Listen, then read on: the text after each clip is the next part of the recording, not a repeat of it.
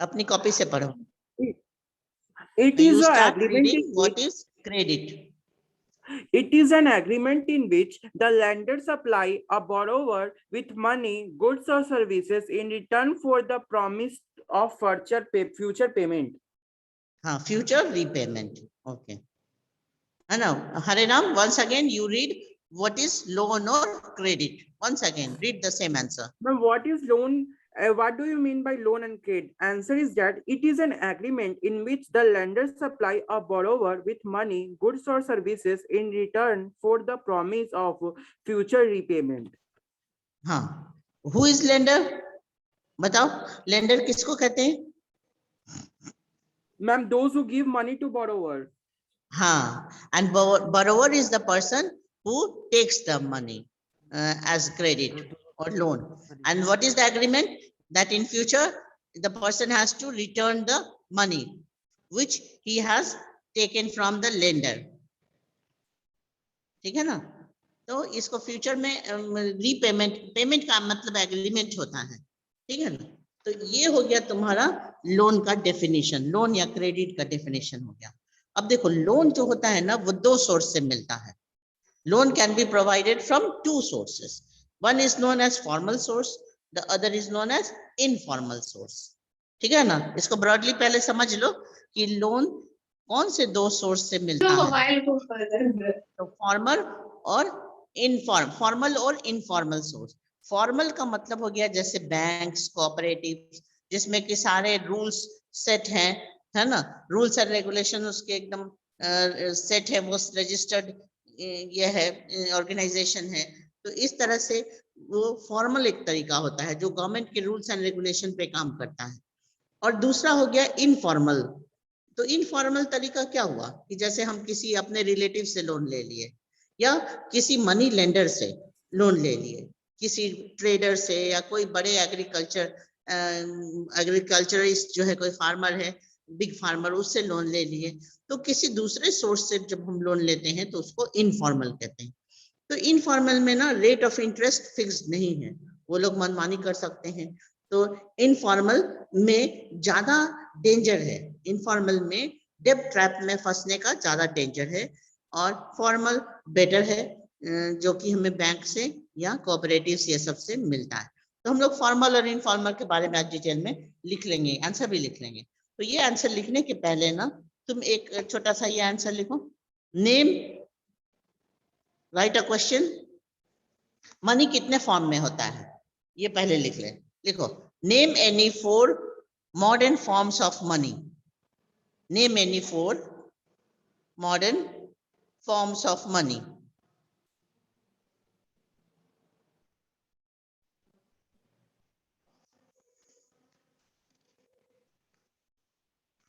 Okay, did you write? Name any 4 modern forms of money. कौन answer बोलेगा, बताओ. Modern forms of money में क्या क्या तुम काउंट कर सकते हो, क्या क्या बता सकते हो? Ma'am currency, notes. हाँ, करेंसी तो ही दो तरह का हो गया, जैसे पेपर करेंसी और कॉइन्स, दो हो गया. Ma'am check. और क्या बताओ? हाँ, चेक भी होगा, और एक और क्या होगा? Online payment. हाँ, डिमांड ड्राफ्ट होगा, डिमांड डिपॉजिट. अभी तो सही कह रहे हो कि ऑनलाइन पेमेंट अब तो स्टार्ट हो गया, ये तो नया चीज ऐड हो गया, है ना? तो लिखो, हाँ, name any 4 modern forms of money. तो इसको तुम ऐसे लिखो कि the modern forms of money are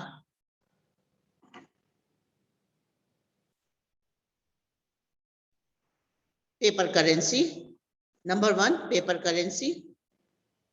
number 2 coins. Paper currency मतलब नोट हो गए, नोट्स. और उसके बाद दूसरा लिखो कॉइन्स.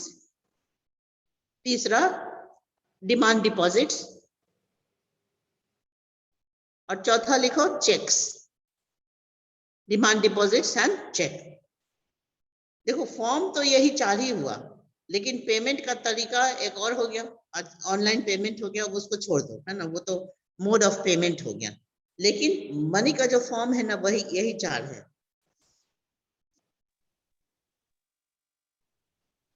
और अभी तो और भी बहुत सारी चीज हम लोग देख रहे हैं ना, क्या क्या क्रिप्टो करेंसी और क्या ये सब है ना।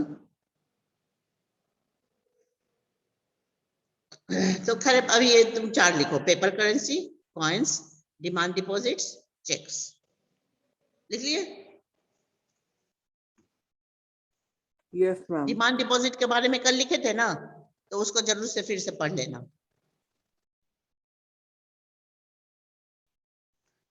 मान लो तुमको एक क्वेश्चन आता है पढ़े कि मनी कैसे इंपॉर्टेंट है, हाउ इज मनी इंपॉर्टेंट, है ना, as a medium of exchange.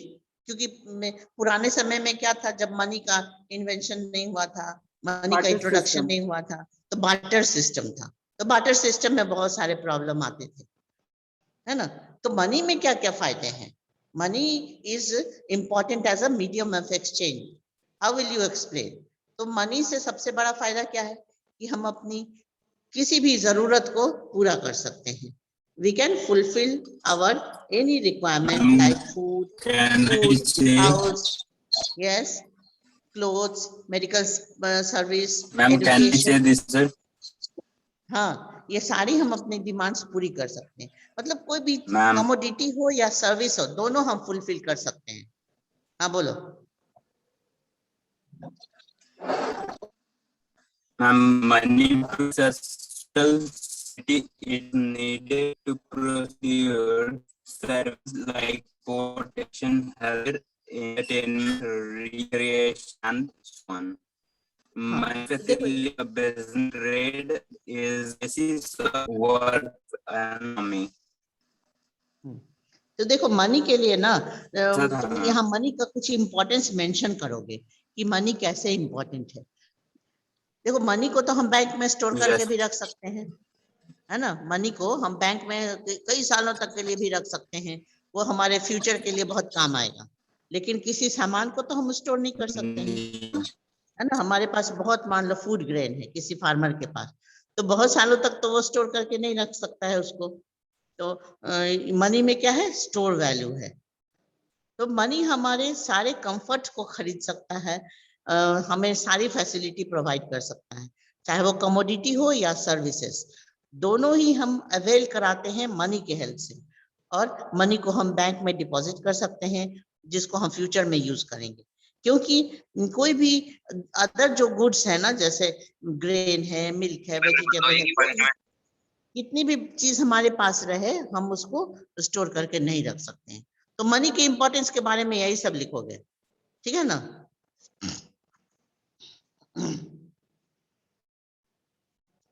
अब तुम्हें लिखना है कि जो क्रेडिट के जो दो तरीके हैं, फॉर्मल और इनफॉर्मल, ठीक है ना, उसके बारे में हम लोग लिखेंगे।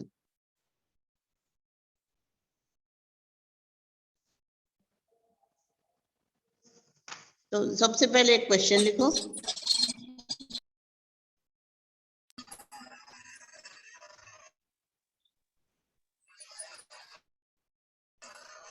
मैम क्वेश्चन लिख के रखे हैं, बोले हाँ, क्या क्या क्वेश्चन लिखे हो बताओ।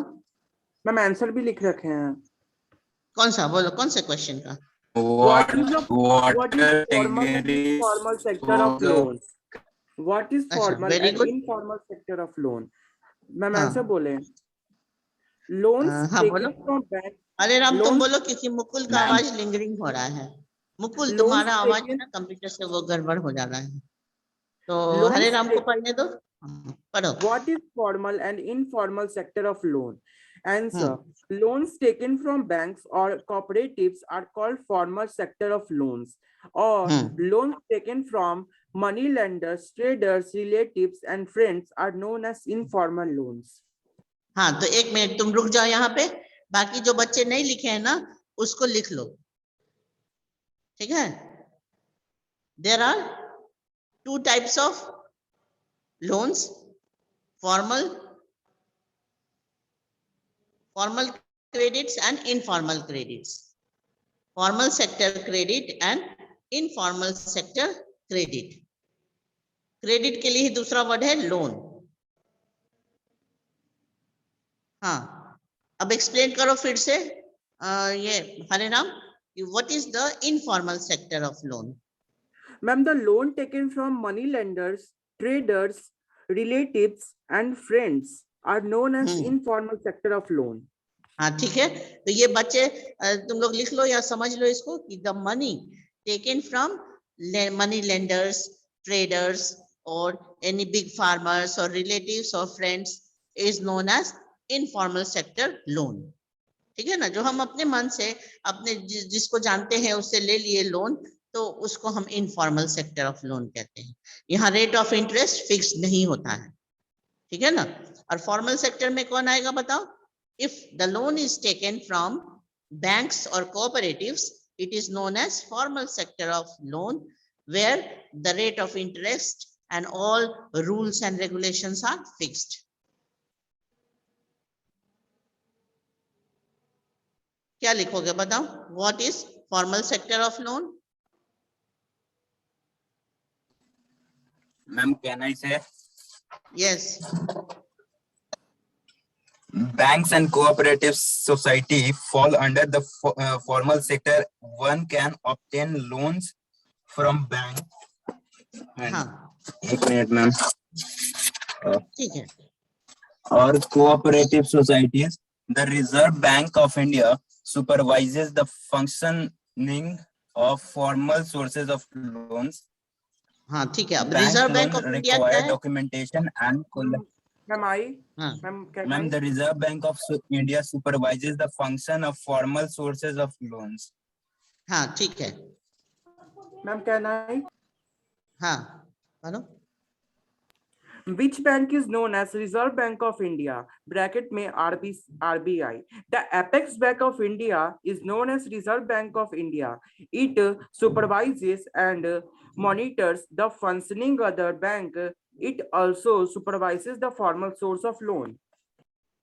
ठीक है, तो इसके लिए क्वेश्चन लिखो तो, why are service conditions of, एक क्वेश्चन लिखो, why are service conditions of formal sector loans, why are, सभी लोग लिखो, why are service condition of formal sector loans better than informal sectors? Explain. ये 2019 का क्वेश्चन है, तो इसको लिख लो। Why are service conditions of formal sector loans better than informal sector? Question mark. Explain. तो अभी तुम लोग दोनों डिस्कस कर लिए, अब इसी आंसर को हम लोग यहाँ लिखते हैं। लिखो, service conditions provided by, all of you write, service conditions provided by formal sector loans are better. Service conditions provided by formal sector loans are better than informal sector loans, because तुमको compare करके इसमें कारण बताना है कि जो formal sector loans हैं वो बेटर हैं इनफॉर्मल सेक्टर से। तो कैसे? लिखो, point number 1, formal sources of credit provide cheap and affordable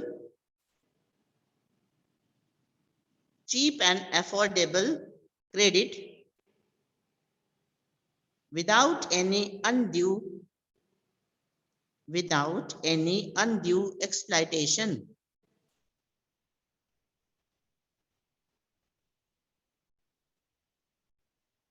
Diksha, are you writing? Ma'am, repeat once again. हाँ, point number 1, formal sources of credit provide cheap and affordable credit without any undue exploitation.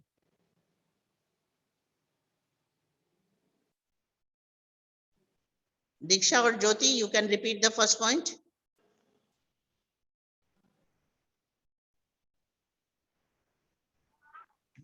Can I?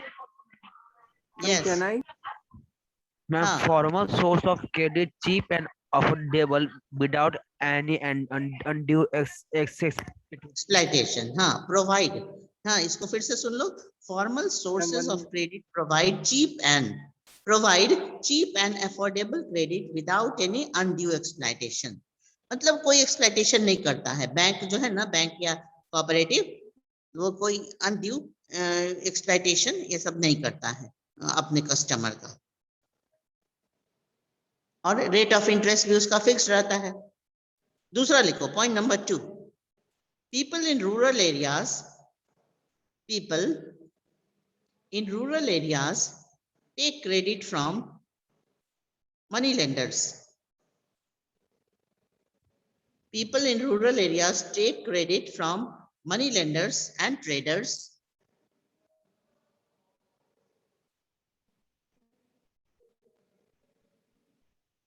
who charge very high rate of interest. People in rural areas take credit from money lenders and traders. मतलब money lenders, traders या किसी friend से ले लिए तो वो सब क्या होता है, ये इनफॉर्मल सेक्टर का लोन हो गया जो कि high rate of interest charge करते हैं। People in rural areas take credit from money lenders and traders who charge very high rate of interest. दूसरा लिख लिए? Yes, ma'am. Yes, ma'am. उत्कर्ष वर्मा लिख रहे हो ना सभी लोग? तंजील? हाँ। थर्ड पॉइंट लिखो, informal sector exploit the borrowers. Third point, informal sector exploit the borrowers leading to a debt trap. Ma'am, once repeat, please, ma'am, once repeat. Informal, point number 3, informal sector exploit the borrowers leading to debt, DEBT, debt trap, TRAPS, debt traps। मतलब वो loan के trap में फंस जाते हैं, borrower के बाद में निकल नहीं पाते हैं। फिर से सुनो, informal sector exploit the borrowers leading to डेब्ट ट्रैप। और पॉइंट नंबर 4 लिखो, point 4, formal sector is mainly. एक पॉइंट मैं बोलूं? हाँ बोलो। Formal sector loans should be simple, fast, and timely. हाँ, as compared to informal sector loans. हाँ ठीक है।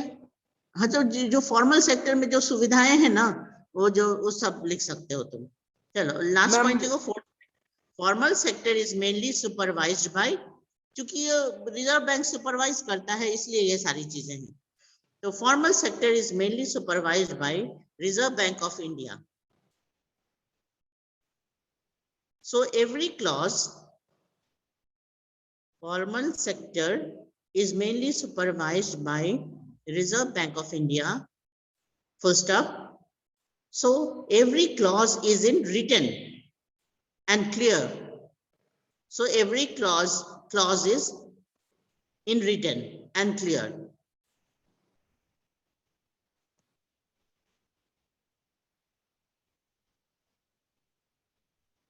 Full stop. Yes, ma'am. Whereas no external organization supervises informal sector. ठीक है, informal sector को देखने वाला कोई नहीं है। Whereas Repeat once again. no external organization supervises informal sector. So there is no such written clause. पूरा पॉइंट एक बार हम फिर बोलेंगे, अभी लिख लो।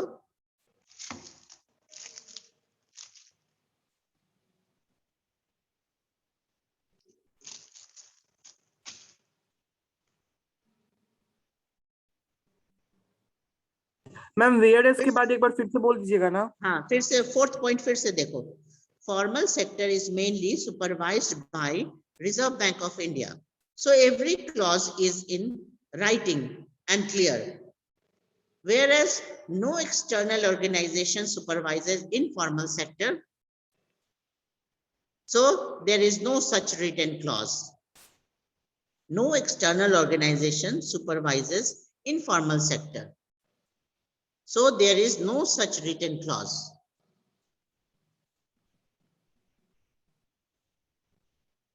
Yes, ma'am, हो गया. हो गया ना? तो एक बार रिपीट करना पड़ेगा चारों पॉइंट को. Yes, ma'am. Yes, ma'am. Can I?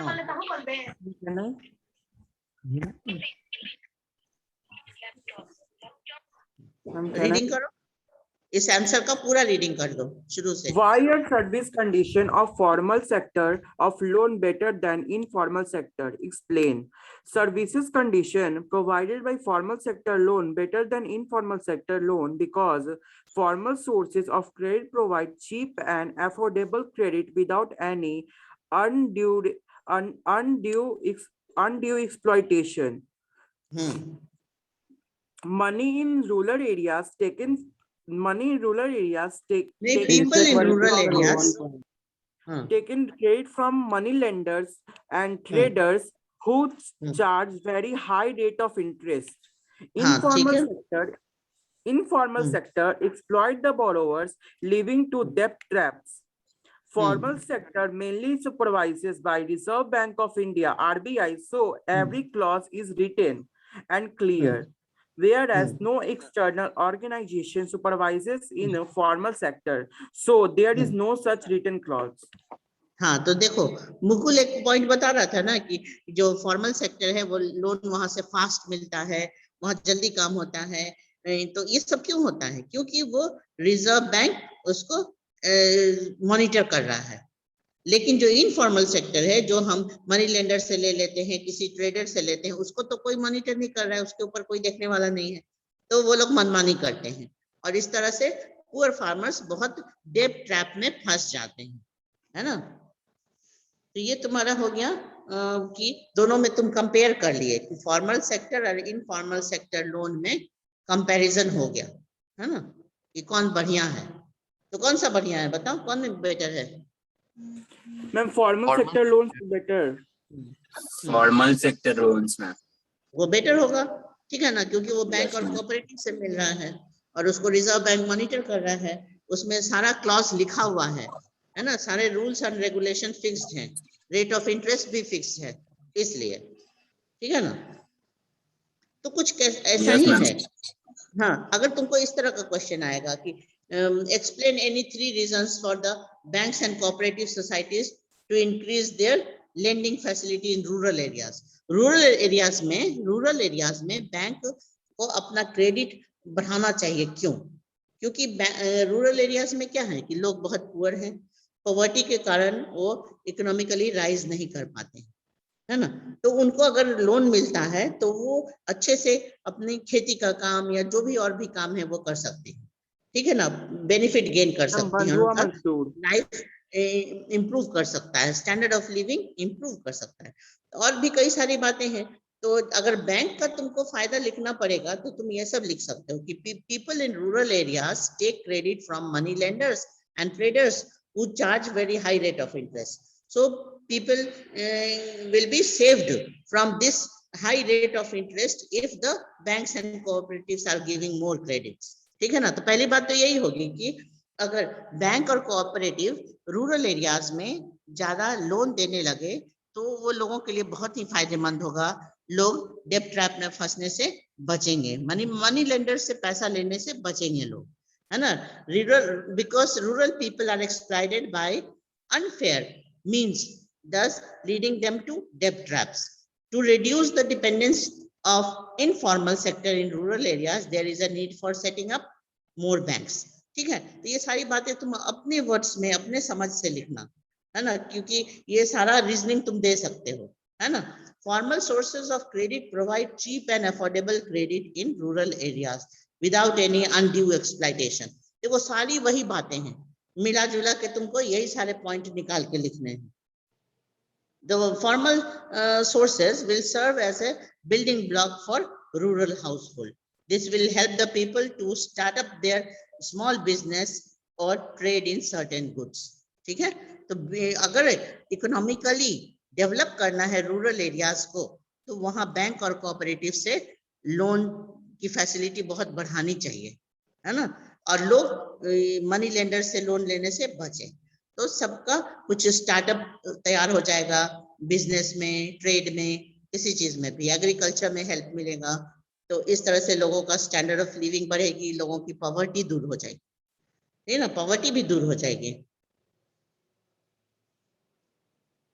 इसीलिए एक ऐसा भी क्वेश्चन आता है कि the credit activities of informal sector should be discouraged, है ना। इनफॉर्मल सेक्टर से लोग जो लोन ले रहे हैं उसको डिस्करेज करना चाहिए। तो ये भी वही बात हो गई, हुई कि नहीं।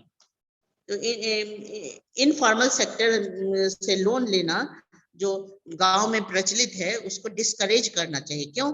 क्योंकि पुअर फार्मर्स क्या आते हैं, डेब्ट ट्रैप में फंस जाते हैं, ठीक है ना, और वो उसको दे नहीं पाते हैं, और हाई रेट ऑफ इंटरेस्ट वो लोग चार्ज करते हैं। लेकिन अभी भी देखा जाता है कि विलेज में क्या कंडीशन है कि फॉर्मल सेक्टर से बहुत कम लोगों को लोन मिल पाता है, और ज्यादा आसान क्या दिखाई देता है, इनफॉर्मल सेक्टर ही ज्यादा आसान दिखाई देता है, ठीक है ना। तो Ma'am, in formal sector, there are lots of paperwork and all that. हाँ, लॉट ऑफ पेपर वर्क करना पड़ता है, कोलैटरल देना पड़ता है, बहुत सारे मजबूरी है, लोग पढ़े लिखे नहीं हैं, तो इसलिए बैंक के पास नहीं जा पाते हैं, और बैंक की फैसिलिटी है भी नहीं आसपास में, तो इतना कोलैटरल वो कहाँ से लाएंगे। गरीब फार्मर के पास तो कुछ भी नहीं है कोलैटरल, वो न जमीन का पेपर है ना कुछ है, तो इसलिए, है ना। तो एक ये भी क्वेश्चन लिख लो, तो बोलोगे तो लिखा देंगे, नहीं तो तुम अपने से भी लिखना। ये क्वेश्चन लिखो, the credit activities of informal sector should be discouraged. The credit activities of the informal sector should be discouraged. Close the inverted comma. Support the statement with arguments. Ma'am समझिए, फिर से बोले, the credit activities of the informal sector should be discouraged. ये statement है, इसको close कर लो inverted comma में। Support the statement with arguments, इसके सपोर्ट में तुम अपना रीजन दोगे, है ना, कि गांवों में हमको इनफॉर्मल सेक्टर को बहुत डिस्करेज करना चाहिए, लगभग इनफॉर्मल सेक्टर को खत्म ही कर देना चाहिए। क्यों? लेकिन कंडीशन क्या है कि अभी भी 85% लोग इनफॉर्मल सेक्टर से ही लोग लेते हैं। 90% लोग यही करते हैं। हाँ, 80%, 90% लोग अभी भी इनफॉर्मल सेक्टर से ही लोन लेते हैं, क्योंकि ये लोग बैंक तक पहुंच नहीं पाते हैं, उनकी लिटरेसी नहीं है, उनके पास कोलैटरल नहीं है, इतना सारा पेपर वर्क वो नहीं कर पाते हैं, ये सारी बातें। हाँ, तो इसको एक बार सुन लो आंसर को, ठीक है, तो तुम इसको खुद से लिखना। जैसे पहले पॉइंट में तुम क्या लिख सकते हो कि it is seen that around 85% of loans taken by the poor household. हाँ बोलो, क्या बोल रहे थे Mukul? Ma'am, 85% of loan taken by the poor household in the urban areas are from informal sector. There is no organization that supervise the credit activity of lenders in the informal sector. Second point, ma'am, informal lenders charge very high rate of interest on their ठीक है, बिल्कुल सही। they try to charge more and more interest on their loans as there are no boundaries and restrictions.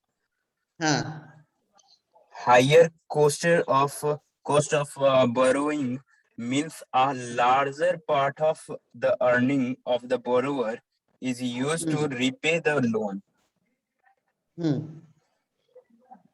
In certain cases, the high rate of interest for a borrower can mean that the amount to be repaid is greater than the income of the borrower.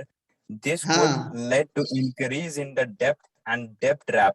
Therefore, the credit activity of informal sector should be discouraged. हाँ, ठीक है।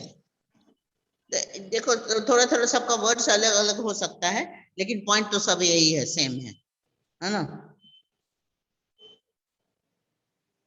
तो अपने rural areas में हमें informal sector of loan को discourage करना चाहिए, बंद करना चाहिए, है ना।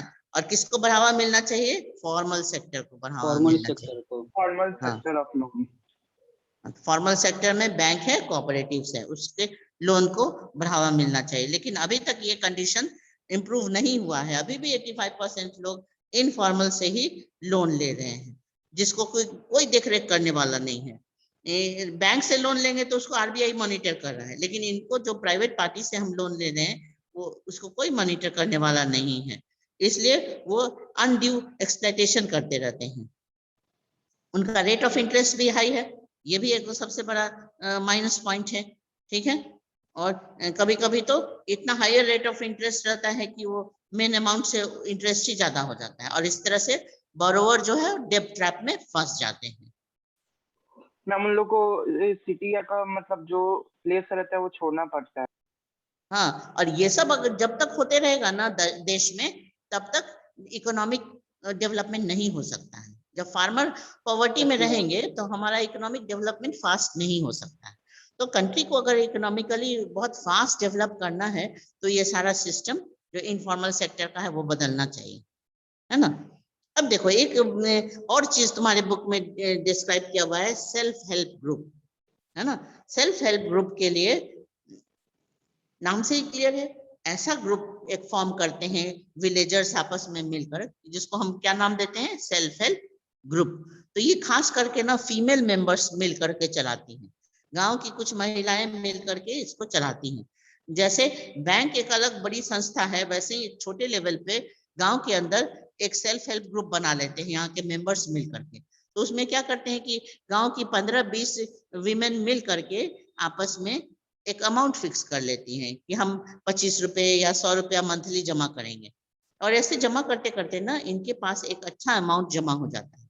तो ये जमा करने के बाद वो क्या करते हैं कि उसमें मान लो जितने लोगों का मेंबरशिप है उस ग्रुप में, मान लो 15 फीमेल मेंबर्स हैं, तो इसमें से जिसको भी इमरजेंसी हो, जरूरत हो, इस अमाउंट को वो ले सकती हैं और अपना काम कर सकती हैं, या कोई स्टार्टअप भी कर सकती हैं, कोई नया बिजनेस स्टार्ट कर सकती है। तो एक फीमेल मेंबर को इसके बेनिफिट दे दिया जाता है। ठीक है। और फिर वो जब अपना बेनिफिट अर्न करेगी ना तो वो रीपे कर देगी, इस पैसे को वापस कर देगी। ठीक है। तो हमेशा किसी न किसी मेंबर को ये पैसा दे दिया जाता है। After year or two with regular saving the group is eligible to take loans from the bank. और ये कभी कभी इतना बड़ा सोर्स ऑफ इनकम हो जाता है, मतलब इसमें इतना पैसा जमा हो जाता है सेल्फ हेल्प ग्रुप में, कि बैंक भी इसको कोलैटरल की तरह मान करके इसके ऊपर लोन देने के लिए तैयार हो जाती है। ठीक है।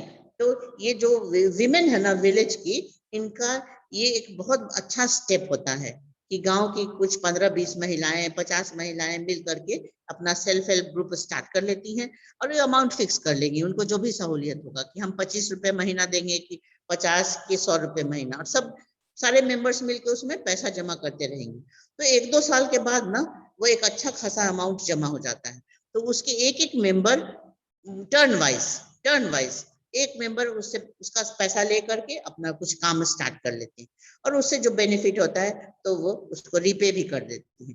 तो इस तरह से क्या हो गया कि वहां पे डेवलपमेंट होता है, इकोनॉमिक डेवलपमेंट शुरू हो जाता है उस ग्रुप का, है ना। और इसको तो बैंक भी लोन देने के लिए तैयार हो जाती है। और इतना ही नहीं, सेल्फ हेल्प ग्रुप वाले लोग ना रेगुलर मीटिंग करते हैं आपस में, और बहुत सारे सोशल इश्यूज को भी डिस्कस करते हैं आपस में कि गांव में क्या समस्या है ना, किसके घर डोमेस्टिक वायलेंस हो रहा है, कहाँ चाइल्ड मैरिज हो रहा है, इन सब को रोकना है, हेल्थ, न्यूट्रिशन, डाउरी सिस्टम, इन सब के ऊपर ये लोग काम करते हैं। तो इस तरह से नए गांव में ना मतलब अपलिफ्टमेंट का काम, रूरल एरियाज में सोशल अपलिफ्टमेंट का काम भी ये लोग करते हैं, सेल्फ हेल्प ग्रुप वाले लोग। ठीक है ना। तो ये तुमको ना सेल्फ हेल्प ग्रुप पे एक नोट्स लिखना है। आज का टाइम खत्म हो रहा है, एक क्वेश्चन लिख लो तो, write a note on self help group. Are you listening? Write a Yes, note ma'am. on self help group. ये बड़ा इंटरेस्टिंग टॉपिक है, इसको एग्जाम में भी आता है, लिखो। मैम Write a एक note. क्वेश्चन प्रीवियस ईयर में क्वेश्चन आ चुका है इस पे। हाँ बोलो, ये इसमें आया हुआ है क्वेश्चन। और- हाँ हाँ Yes, हाँ yes, ma'am. अच्छा। What is the basic objective of self-help group? How do they work? Describe any 4 advantages of self-help हाँ group for the poor. हाँ हाँ हाँ Sir. तो इसका जो मेन फीचर है ना वो लिख लो, Yes, ma'am. तो वो सारे आंसर में यही Yes, काम ma'am. आएगा।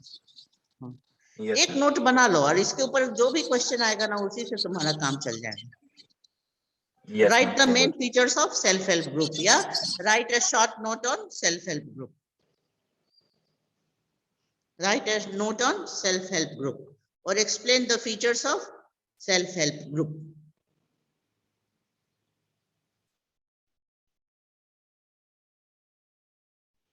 ऐसे सेल्फ हेल्प ग्रुप अगर बहुत अच्छे से चलाया जाए ना वाइजली, तो ये सच में बहुत बेनिफिशियल है।